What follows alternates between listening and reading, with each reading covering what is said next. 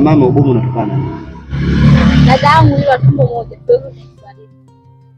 Kwani mimi wakati mpaka nakwambia hilo jambo sikujua kwamba yule wa dada yako wa tumbo moja? Kwani mimi nilijua yule matumbo mawili? Mimi nilijua kabisa yule dada yako wa tumbo moja na dada yako toka nitoke. Na wewe hapo unaishi kwangu Mzee Machupa.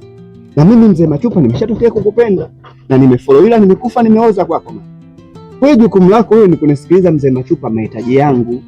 Na nahakikisha kabisa ile jambo mama linakuwa siri, asijue dada yako wala asijue mtu yoyote hapa mtaani kwetu, maana mtaa unaombea. Kwa hiyo mama, usione labda tunapigizana kelele. Shida yangu kubwa ilikuwa ndio hiyo tu. Mimi ukifanya hivyo mama unanenepa tena, kesho na chinja kuku kabisa. Mzee Machupa. Na dada akijua. Sawa, na dada yako hilo niachie mimi, na dada yako hataki kujua. Yaani hilo niachie mimi kwanza, na cha pili dada yako hataki kujua ile swala, kwa sababu akijua tu tayari mambo yatakibuka.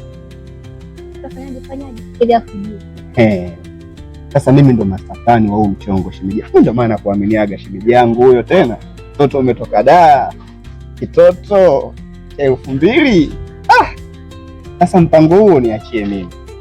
Mimi ndo nitakujulisha muda gani tunakutana na tunakutana wapi. Sawa mama? Umenielewa? Mama sasa hivi tamba. Kama umenielewa jimwage. Sawa mama? Nakuaminia. Basi mimi nikuache shemeji yangu. Nitoke kidogo.